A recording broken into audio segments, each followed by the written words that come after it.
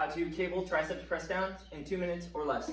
This is Blake with Kaizen Training and Nutrition.com, and in this video we're going to be breaking down the cable tricep extension or cable tricep press down, showing you using a couple different attachments. This is a really good accessory motion to overload your tricep, or that muscle on the back of your arm. We're going to be working down from the top in this variation, and so what I want you to think about is keeping your elbows tucked close to your sides. I don't want you to flare out your elbows and start to get your chest and shoulders involved, so they're pinned to my sides.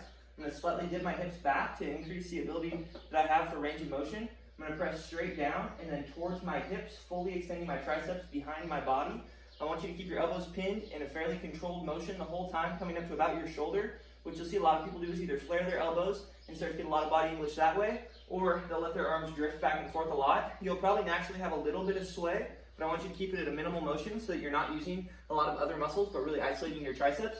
You don't need to go super heavy, especially to start, but as you get more comfortable, you can. So this would be something like a straight bar or a V-bar attachment. I'm going to come here. I've got this at about collarbone or shoulder height. My hips are slightly back. I'm going to push down. As I get to the bottom, I'm going to pull it towards my hips and behind my body, fully extending my triceps right through this range of motion. With a metal attachment, whether it's a V-bar or a straight bar, you're probably able to do a little bit more load. A lot of people also like the rope attachment. The advantage to this is at the bottom, I have a little bit more freedom of motion to really isolate that lateral head of my tricep. So as I press down, I can not only pull it towards me, but apart. And that's going to really help to isolate the lateral head of your tricep. Both variations are great. You can choose whichever attachment you like, or at times we might program one in for you specifically. If you're interested more on training, nutrition, or coaching advice, check out the link below for Kaizen Training and Nutrition.com.